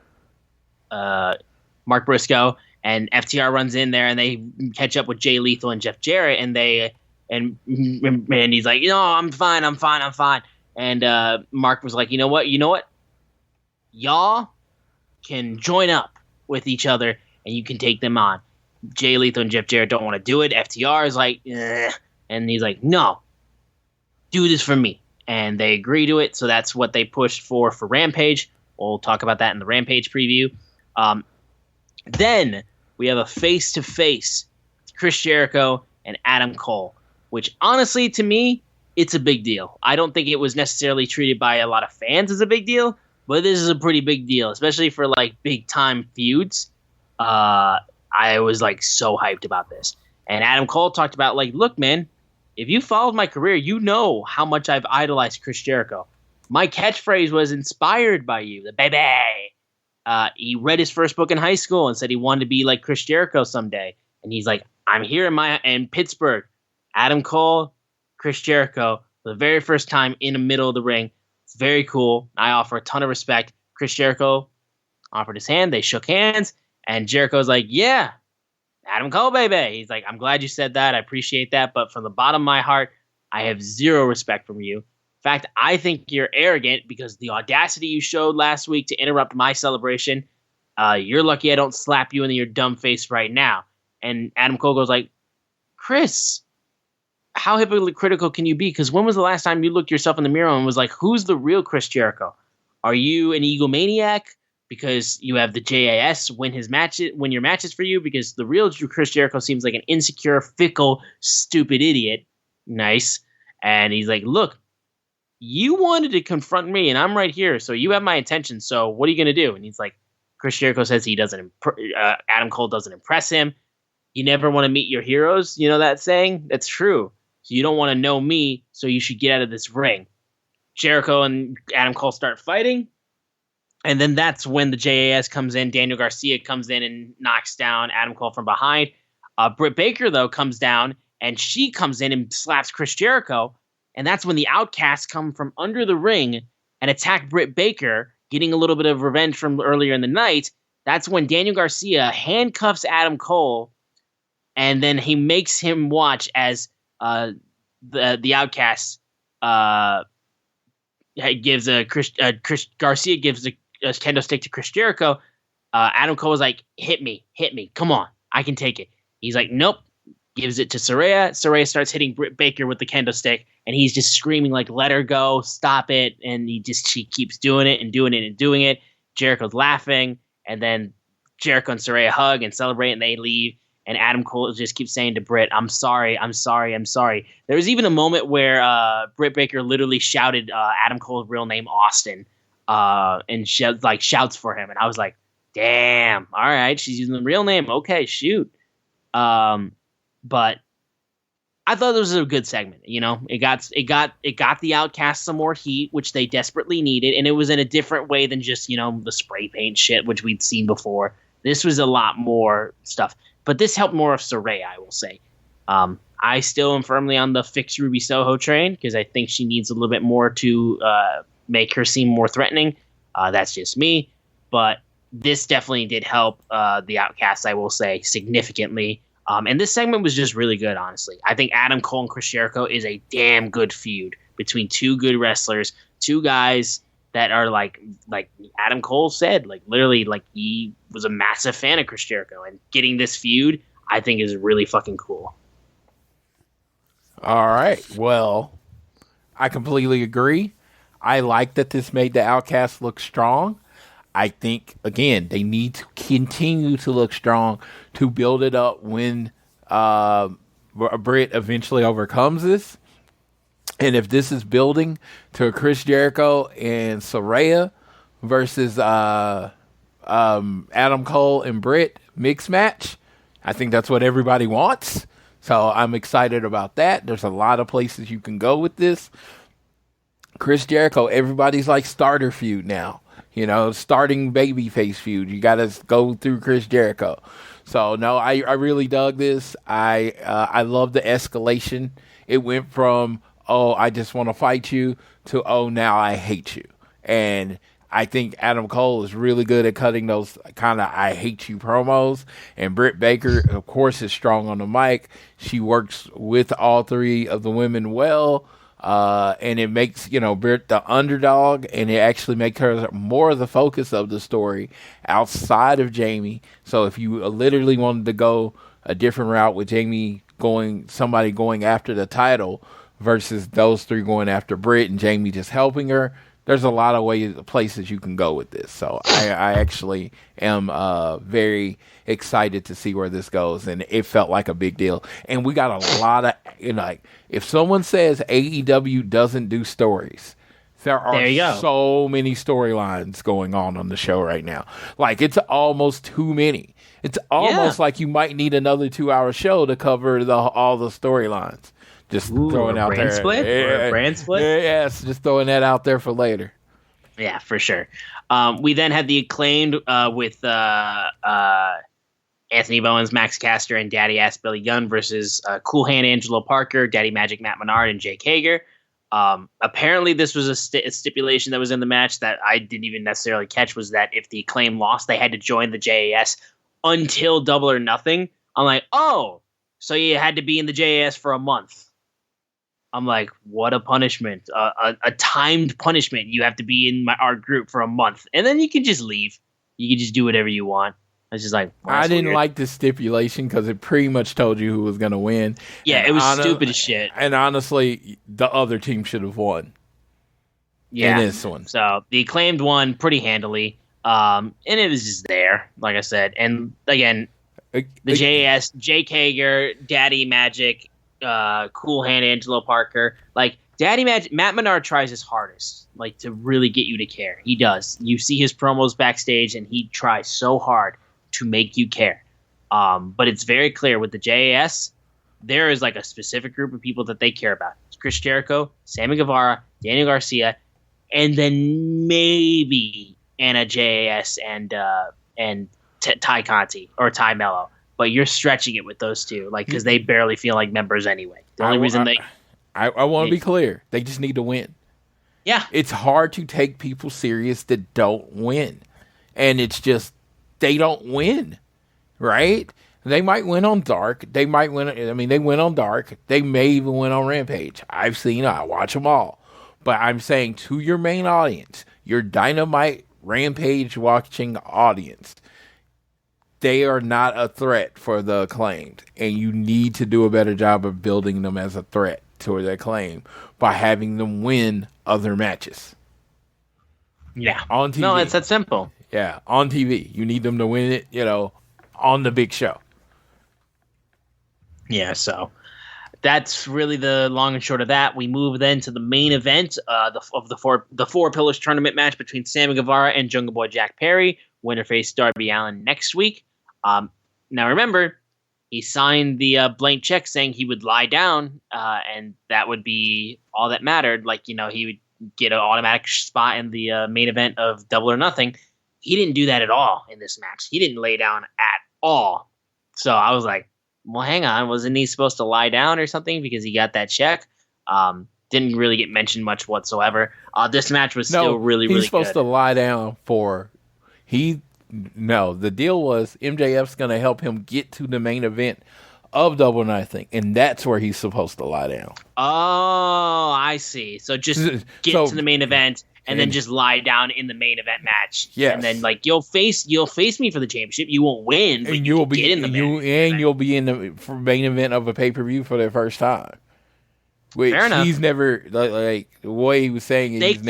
The way he could have said it would have made more sense because if he's like, you've never been in the main event of a pay-per-view. You've never been in that spot before. I can get you in that spot. You just have to, when you get to Double or Nothing, when you get to the main event, just lie down. Yeah.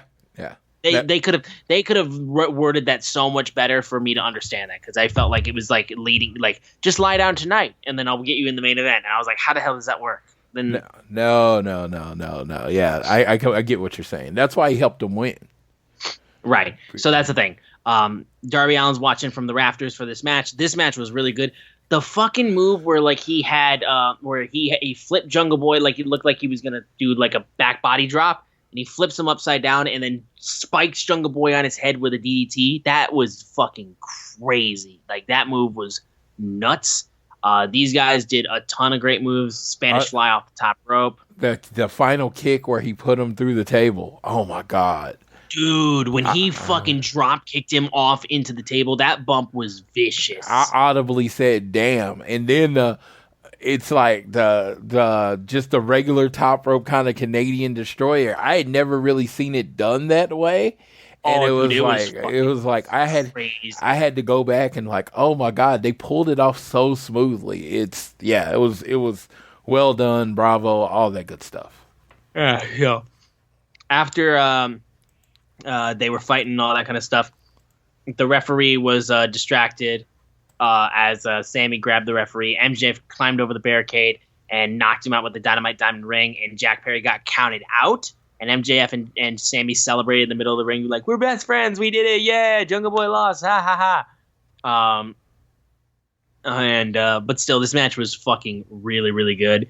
And like I said, with what you've said, at least with that, makes way more sense than what my head was going through, because it kind of confused the hell out of me. That was threw me off so much with the check, because it just seemed very weird.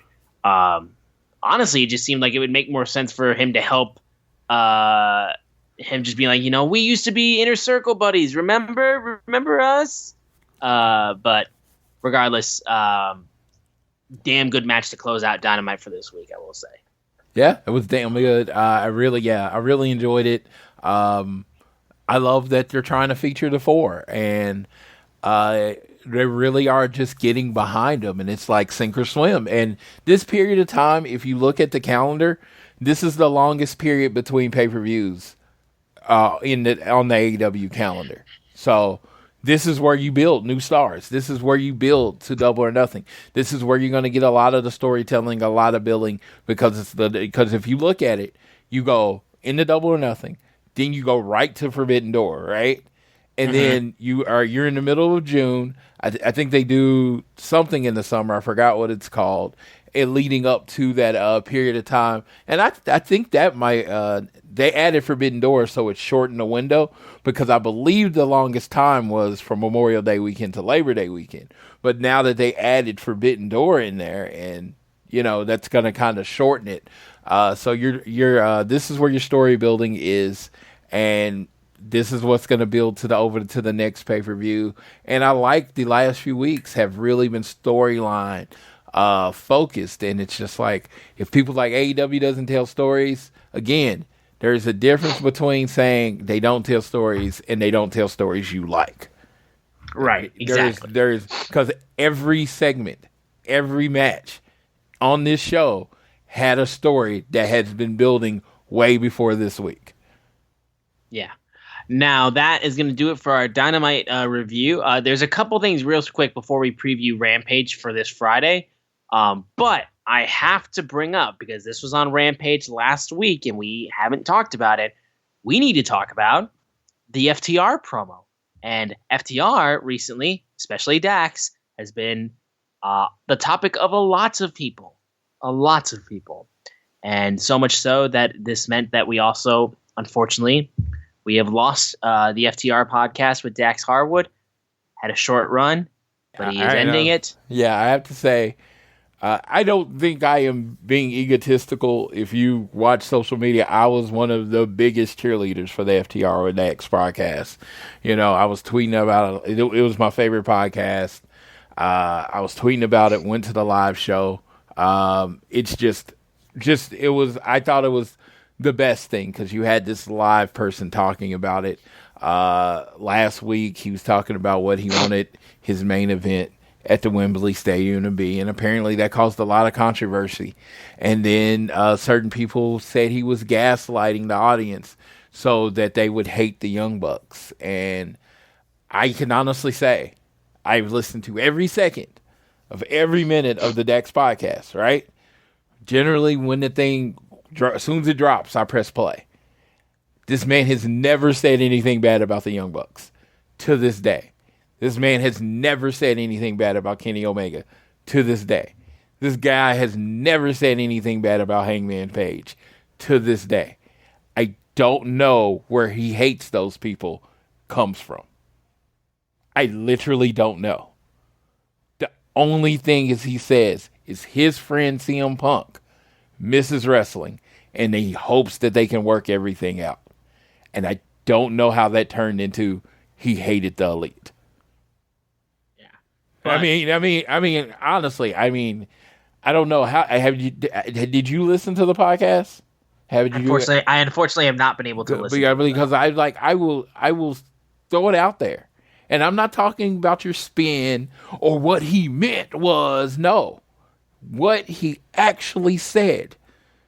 He never said anything negative about them. Like, most of the time when news would come out about the show, I would be like, I listened to the show, and it would be something I remember him saying, but to me it was so mundane, so unimportant, that I went on to the other thing, right? Mm-hmm. But it would become news. And in his message, he on the show, he said he truly felt like his goal was to leave wrestling in a better place, to put wrestling in a positive spin, to talk about being a tough guy, talking about mental health and helping people. And I think he did. I think he did a lot for a lot of people on the mental health, and I think he should be very proud of that. And I shout out, I know he'll never hear this. Shout out to Matt Coon. I thought he was the perfect co-host on that show. He was the voice of the fan. Like I said, I feel like a loss, because I was really listening to that show every week. And it had nothing to do with my favorite wrestler doing the podcast, because guess what? Cody did a show I didn't listen to. Cody had a TBS show I didn't watch. That he talked and he engaged and he communicated and he was vulnerable and he was in a lot of ways that I enjoyed his presence, and I enjoyed listening to him. And he started his thing, and I was doing my weight loss thing, and again, a lot of times just talking to him and him talking about life and what he goes through and the different mental struggles motivated me to keep going. And I have Facebook group of weight loss people that are also losing weight that motivate me every week. Shout out to them. But, it's just the show did a lot for me. And it showed a lot of what toughness really is. Toughness is being able to be vulnerable. You know what I mean? Just because you're vulnerable, just because you show that you can be weak, there's actually a toughness in doing that and being vulnerable. So I really did enjoy the show. I could probably talk another hour about how much I love the show, but this is supposed to be a quick little segment. Yeah. It does suck. It's not canceled. It's just going away for a while. I'm hoping it means that they did live shows. I wish they took suggestions from the fans, because I would have said this. You enjoy the show. You want to keep doing the show. Do a match of the week. Do an old wrestling match of the week. Do a watch along. Talk about the match, what you like. Talk about your life. Talk about tequila, and just don't talk about any current events. That's what I would have said. And that's what I would have said. And that would have been the show. And I think it would have been, I don't think it would have been as good, because I do think there were people listening to hope that he said something bad so they could make news out of it. Don't get me wrong, because, people listen for that reason. But I think if he took away current wrestling, he could have still had a good podcast. But I appreciate the ride. Right. Well, moving off of the podcast, on Rampage last week, they announced, actually, as they had just won the AEW World Tag Team titles for the second time in their career, they announced that they had re-signed for another 4 years. All right, and one last run, baby. Yep, that's what Dax said. We're giving you one last ride. We'll do it for 4 years for AEW. Is there anything you just want to say about the re-signing? Dude, it's funny. I'm going to be putting a lot of unnecessary pressure on myself to be at big moments over these next 4 years. Because honestly, if you pay attention, Cody pretty much said the same thing, right? And I bring that up because it's like, if you ask who my favorite single wrestler and my favorite tag team wrestler are, you talking about those three guys, and it's just like they basically both said, "Hey, we're on the tail end of our run," and then the idea of being like 42 and actually retiring just seems crazy to me. Like some wrestlers' biggest runs didn't start until they were in their 40s. So the idea of them being 42 and retiring like the regular age of an athlete seems weird. But yeah, I'm going to be putting undue pressure on myself to be at some big events and just really show my appreciation and love for the tag team. And there's some shit I need to get in. There's some matches I need to see. And, there's some matches I want to get the run in on that. And so hopefully we get it all done, but they're gonna try to leave AEW and professional wrestling better than when they got there, and I need at least 5 more matches with them in the Bucks, at least 5. Yeah, no, I'm stoked for it, and I'm glad to hear that they're sticking around and for a good amount of time as well. 4 years with FTR is something that I can be very excited for. 4 more years. Okay. One last thing we got to do before our preview for Rampage is that, Floyd, you saw a tweet, actually, that wanted to lead you to a question that you wanted to ask for this show, actually. My very angry friend, Jonathan Snowden, if you ever follow him, he's a very angry man. I love him. I love that about him because, like I said, I just like people. He said, the thing about All Japan's 4 pillars is they were actually the 4 best guys. They didn't just pick 4 guys who were there backstage one night and call them pillars. So that leads me to the question for Mr. Austin. And for the audience, if you happen to listen to the show and you have an answer, I'm going to have this up on Twitter. Just throw your tweet in there. If you happen to have me directly, just send it to me directly. I might discuss it this week. Who do you think are the real, with quotations around it, 4 pillars of AEW? Austin, I would let you start. Give me your names and your whys. Sure. All right, we'll do. My first is CM Punk. I don't think I need to explain that one. Obviously, he came in late in the game, but, you cannot tell me that his arrival didn't make a huge fucking shift. You can't lie that. Roman Reigns had the needle mover shirt after he made the return. Bullshit. Like, Roman Reigns' run has been outstanding. You're not CM Punk showing up in AEW after 7 years being gone. I'm sorry. You're just not. But that's that. My next one would be, I would still keep MJF because I do think genuinely like one of the best heels in professional wrestling today, is a great champion so far, and just knows his character, sticks with it, and he's done something that you don't see in wrestling anymore, which is be in kayfabe 24/7, which I think is a very difficult thing to do nowadays. My next would be Kenny Omega. He's still the best bout machine. He's still outstanding. His run holding down the AEW World title and the shit that he did before he eventually finally had to go take some time off, get surgery, and get healthy. He did everything with that title and did it well, including being the belt collector with AAA, with Impact. It was outstanding. It was an outstanding run. And then finally, I would throw in Dr. Britt Baker, DMD. In terms of the women's division being like, kind of like, it's still been like a little bit kind of rough. Britt Baker has consistently been outstanding. I think Britt Baker has, throughout the entirety, when she was the first female signed to AEW, she has been consistently strong. Obviously, she got significantly better when she was a heel, and she really found form in her character. But even as a babyface, she was okay, I will say. But then when she started growing, she kept going, and she was the face of the women's division. And in a sense, she still kind of is, which is still crazy to say when you have people like Saraya, and you got people like Riho, who's also become a huge star. And like, again, Britt Baker has shined more than all of them. The one person I was bummed I had to leave off was Darby Allin. He would be my quote unquote fifth pillar, because I would say him being there, I do think is a legit pillar, I think, because in terms of homegrown guys, Darby Allin is one of those guys that was legit homegrown. It was authentic. It was believable. It was just, it made sense and it worked. That's the thing. I would keep Darby Allin, like, out of all the four pillars that were legitimately named, my two that I still think are legit pillars are MJF and Darby Allin. I like Sammy Guevara a lot. I like Jungle Boy a lot.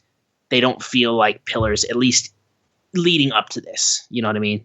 But my real answer, CM Punk, Kenny Omega, Britt Baker, and MJF. Strong four. That would make a great shirt. My pillars of AEW since the beginning. My qualifications is that you could main event a pay-per-view or Dynamite with these people, and it feel like it would be a big deal, and it feels like everything they are in, wherever they are in the card, feels like a big deal. My first pillar will be Mox. In a lot of ways, the Elite built the company. Chris Jericho gave it a name, but the first defect, the first piece that was really there was Mox, and everything he has done mattered, from the long winning streak to his first world title run, exploding death match, lights out match. I mean, he's been in Texas Death Match. He bleeds every week. He literally fucking bleeds for AEW. So Mox is one. Two, Kenny Omega. I mean, he's Kenny Omega. It's Kenny goddamn Omega. I'm like him, love him. He's your best friend or not, he's one of the best wrestlers on the planet. Everything he does means something. He made Alan Angels an overnight celebrity. People hated fucking wrestling because Kenny Omega gave Alan Angels too much in a fucking match on Dark. Kenny Omega is the main event at every show. Some of the biggest moments in the show, when he needs to be serious and just put on a match, he can. When he needs to be less serious and have fun, he can. He'll cosplay. The dude's a fucking like Swiss Army knife of wrestling. The utility weapon, Don Callis. He made Hangman. That rivalry with Hangman made Hangman. And yeah, I could go on later. And honestly, the next two people were two people that I think that were made by other people. MJF. I think Cody, Moxley, Jericho decided that MJF, they really thought MJF was a guy, and they gave everything to this man to make him the guy, and every step of the way, he knocked it out of the park, whether it was performing, singing, promos, main event, matches. His match with Bryan Danielson was amazing. He's a 5-tool pro wrestler.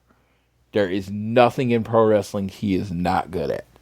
And the company, really, he was their first guy. Like, he was their first guy, because it was, you were kind of painted that Hangman was the guy, right? But MJF was just slowly always there. He was the first pillar to beat one of the elite, when he beat Cody. I mean, MJF's there, and if anyone tells you they don't like MJF, great.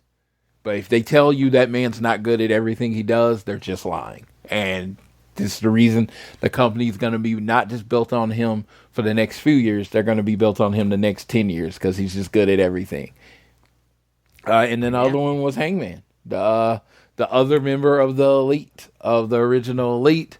I just think Texas death matches, with Lance Archer, his title run, his journey to finally beat Kenny Omega, the beating Mox clean and I'm a man, different promos that he did, eventually putting over CM Punk. He had to do it in a way that mattered.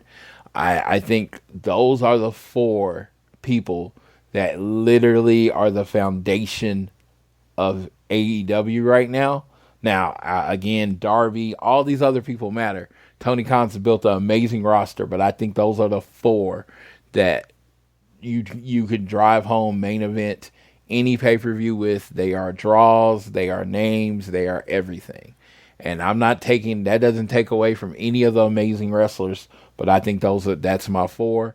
And I even said I'm going to do a woman pillar, because I feel like it's a separate story, because, the women's division is up and down booked, and I think it's Britt Baker. And I think I've been clear when it comes to Britt Baker. Whatever they're doing with her now is great. But if you want that TBS title and Jade Streak to matter, Britt Baker's looks at Jamie Hayter and says, "That's your belt. I'm going after to prove that I am." Oh my God, dude! I'm going after to prove that I'm the baddest in AEW. Yeah, if that happened, dude, that'd be massive. Yes. I mean, I still think whoever wins it needs somebody that could get a push, because I think, Britt Baker, she's still already pretty huge, still even now. Though her stock has fallen just a little bit, even though when she's not in Pittsburgh, I will say, because she's still hot as shit in Pittsburgh. I still kind of feel like whoever wins the TBS title has to be someone that could use that rub. You know what I mean? And that's what I'm thinking with, she is the biggest star in AEW, and I honestly think there is more growth to Britt Baker, right? And I think giving her that scalp of Jade adds to the mystique of Britt Baker. Okay. And I think it makes that title matter more, right? Right now, it's becoming kind of stale because it's been only one champion. Oh, it's so stale. And she's only beaten lower athletes. You haven't put her up against really your main people in the company. So, put her up against Britt. Put her up against whoever. Maybe the Outcasts look at her and they decide, you know what? Numbers game against her. But you need something. That TBS title needs something, and it needs the 5th pillar, the woman pillar. If we're having the 5th pillar being the women pillar, mine's also Britt Baker. Then you can throw Darby in as my 4th male pillar. There you go. And I just think about, it was a wonder because I was thinking about that. Who are the actual pillars of AEW? Yeah. Because those 4 got the name, and I think it's a cool name. Don't get me wrong. And I think they're by performances, they have lived up to them being the foundation of what's next in AEW. But it's just the way that the post was, the pillars were already on top. And, those 4, except MJF, because to me, he's the only pillar. Yeah, the rest of them weren't. Yeah. Like him. Well, I still think Darby could still be a pillar. I would say, even though he hasn't won a world title yet. Like him being the first of the 4 to win a championship, I do think does set him apart, and he's just that fucking good. So I would still throw Darby in there. You know what match I'm really excited for, and I know like a lot of people don't really talk about it, and if you listen to a show that they've talked about it, I'm sorry I don't listen to that show. MJF versus Kenny Omega. Yeah, we haven't got that, right? I don't believe we have. Yeah, I don't remember that match in AEW, and I don't have the best memory for details like that. But yeah, I think Kenny Omega and MJF need to do their thing. No, that match has not happened. Yeah. So I think that needs to happen. And no, I'm looking forward to what's going on. But those are my 4, and that was a nice little segment, nice little way to break up our little review preview thing that we do every week. Yeah, but we'll quickly go ahead and say here's the preview for Rampage on this Friday. John Moxley is going to be going one-on-one with CD, Christopher Daniels. I'm all for CD getting matches. I love him. Julia Hart goes one-on-one with Kiera Hogan. You're going to hear from the TBS champion, Jade Cargill. Yeah. Kiera Hogan and Red Velvet should be baddies again. I feel like that took away from Jade's presentation, too. I think she needs her baddies. I thought that was a great act together. And you took those 2 people away, and I don't know if Red Velvet's hurt or she's not under contract or whatever, but you took 2 people that were literally on TV every week, and you just got rid of them for absolutely no reason. Yeah, the feud of like the baddies breaking up, dude, it just wasn't working. It didn't work. It didn't work, and it's just like, why did you do that? I mean, she just the baddies were a great addition to her character. Yeah. Absolutely. FTR will be teaming with Jeff Jarrett and Jay Lethal to face Ari Daivari, Tony Nese, Josh Woods, and Slim J. We're going to hear from the Hardys and Hook and Isaiah Cassidy. So we'll hear from all of those guys. And then we get El Hilo del Vikingo versus Dralistico for the AAA Mega Championship. There's your match. Because, I mean, dude, on Ring of Honor right now, Vikingo is going unbelievable with the matches that he's putting on Ring of Honor. Like, this dude has been ridiculous. He just does not quit. Vikingo, like, I tip my cap to that dude. He's unbelievable. And, I mean... Yeah, I wanted to throw out there, it's on Saturday this week. Yeah, this week, Rampage will be on Saturday. NBA playoffs are going to make Rampage flip all over the place for now, so just be prepared for that. Yeah, and so this is going to be action-packed week. You got the best tag team in the world, FTR. Looks like their first feud is going to be everybody's tag team first feud, Jarrett and Lethal probably, and Yep. Yeah. And then the one match we have announced for next week's Dynamite is Tyra Valkyrie versus Jade Cargill for the TBS Championship. I feel like they said another one. I just don't. I for the life of me couldn't think of or remember what it was. At this point, I don't remember it. Yeah. So, but that is that. But we do have some other headlines though we want to get to real quick. Floyd, you want to go ahead and get into those? Yes. We got some news. They announced more house shows. June 2nd, 2023 will be in Tupelo, Mississippi. June 3rd, 23 is in Huntsville, Alabama. It's going to the house rules, house shows. And so the tickets going to sell tomorrow. So make sure if you live in the Tupelo, Mississippi or Huntsville, Alabama area that you go check that out. And Mississippi is now going to have, I believe, its second show, and my state of Oklahoma still has not had its first. Thank you. What the fuck? Yeah, I don't even know. I mean, it'd be different if we weren't JR's home state. You know what I mean? It's like we're JR's home state. Come on, make this happen. AEW Collision rumors came. Will be a 2-hour show Saturday nights. And it appears the rumor is that CM Punk will be the star of the show and will lead what a lot of people are thinking will be a split roster. So instead of to having one A show in Dynamite, that Dynamite and Collision will be A shows, and Rampage would end up technically being like a B or C show. Yeah, like I said, these are rumors. Nothing's been substantiated. Nothing has came out about AEW from this. This is my favorite thing about this was the whole idea that it's like, oh yeah, they'll split the roster. People who like working with CM Punk, people who don't like working with CM Punk. The rest of you can go on Dynamite. Yes, the people who like Punk, go ahead on Collision. I'm going to say this. You're going to find out a lot of more people want to work with CM Punk than you thought, because generally you hear a lot of positive things about him, but whatever. And also, too, don't you want that rub? Yeah. Working with a guy that's like that big and that huge in terms of like getting people talking. Like, don't you want that for your career? I'm just saying, Yeah. It does help. I think we're going to do a roster draft.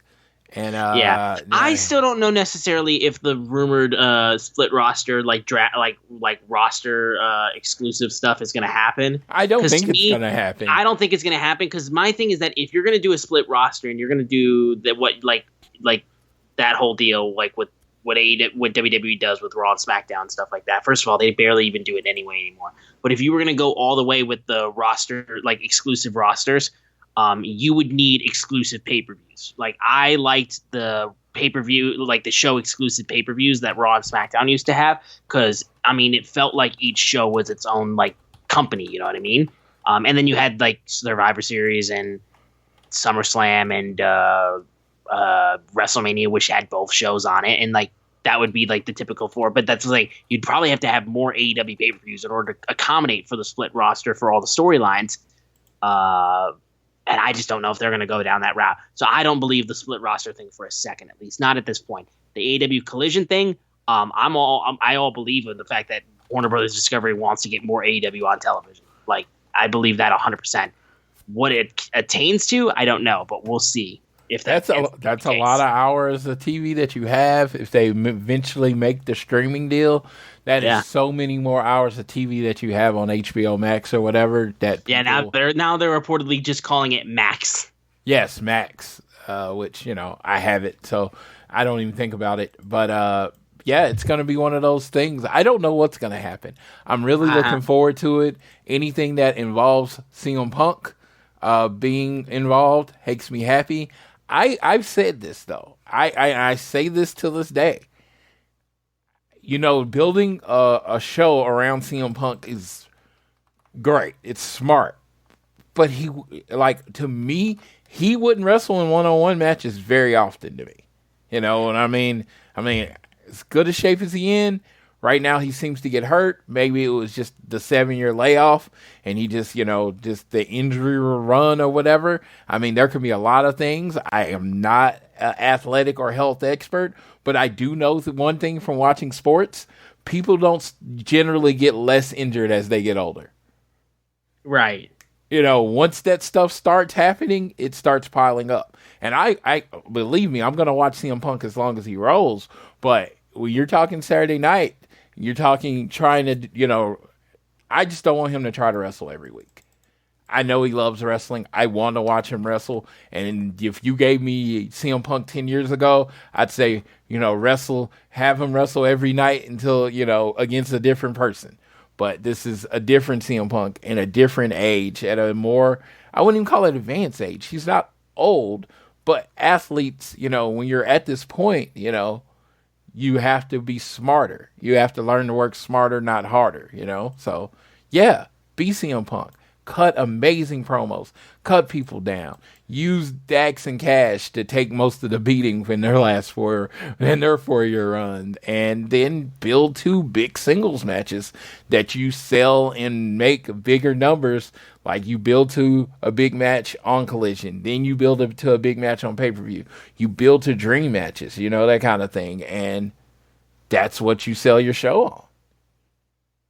Yeah. That's what I'm seeing. I just want Punk to be healthy. I want him to be able to walk straight for the rest of his life or whatever he decides to do. So that's a big thing for me. And I want when he has a match, it feels important, and he's out there and performing. He doesn't have to work, like hurt all the time. Mm-hmm. Yeah. So. Yeah. No, it's the same thing. Yeah. Like I said, I want to see what ends up coming of this. Like I said, I want Punk to be healthy and be able to wrestle consistently as much as he wants, and like work a style that is safe to him. And yeah, I want the best in the world to look like the best in the world. That's what I want. So it's that simple. But overall, I think that's going to do it for this episode of All Things Elite. We want to thank you guys so much. And also, like we said earlier, because we asked, who do you guys think are the real 4 pillars of AEW? We offered what we believe, and we want to hear what you guys think, honestly. So be sure to tweet us at ATElitePod for what you believe are the 4 real pillars of AEW. We would love to hear your responses. But thank you guys again for listening. Make sure you download this show on Google or Apple Podcasts. And if you listen to us on Spotify or wherever you listen to us, give us a share with your friends, family, coworkers, whoever you wish. Leave a rating and a review. Again, follow us on Twitter at ATElitePod. Tweet us who you think are the real 4 pillars of AEW. At Social Suplex are the guys that make this show possible. Check out all the other shows they have on their network. I am at Austin Sumowicz, SZUMOWICZ. Floyd is at Floyd Johnson Jr. on Twitter. And with that all said, I will let my boy Floyd take us home for this episode of All Things Elite. Yes, it's been a weird month for me. It has. It's like not the best things have happened, but you know what? You got to think about staying positive in your life to what you can. Think about what's good. Think about the people that are around me. Think there are people around you, and that's what I'm just throwing that out there. Like, we all run into bumps in the road. We all run into things not going necessarily right, but if you can, I'm not saying don't ever be sad or don't ever be that. I'm not into the toxic positivity thing, but if you are feeling down and then you can think of some things in your life, some people in your life that you appreciate, that you love, that are always there for you, think about them, focus on them. Even hell, write them a message and let them know how important they are and how much they put you in a good mood. Because believe me, every day, my day does not feel right. My day does not feel right if I don't talk to JR, if I don't talk to Jackie, if I don't talk to Tiffany, and I don't talk to my best friend Jason. My day's not right. They are the people that keep me going, including, of course, my wife. I mean, I hope I didn't have to say my wife, who I literally live with and can't go a day without talking to. But just in case, I want to make sure my wife is in there. But if I'm not talking to those people in my life, if I'm not telling them when I'm struggling, if I'm not telling them when I'm having a bad day, or, when I'm having a hard time sticking to my diet or whatever, or not feeling like working out, I can't move forward. I can't. I mean, those are the people I'm vulnerable with. Those are my pillars of life. So I'll say this, just like I said, name AEW's 4 pillars. Make sure you have pillars in your life. Make sure you have your friends that help you stay up. And then be someone else's pillar if you can. If you have the mental capability of what's left, be somebody else's pillar. So I will leave you how I always leave you. Whether it's home, work, or school, always do your best to be elite.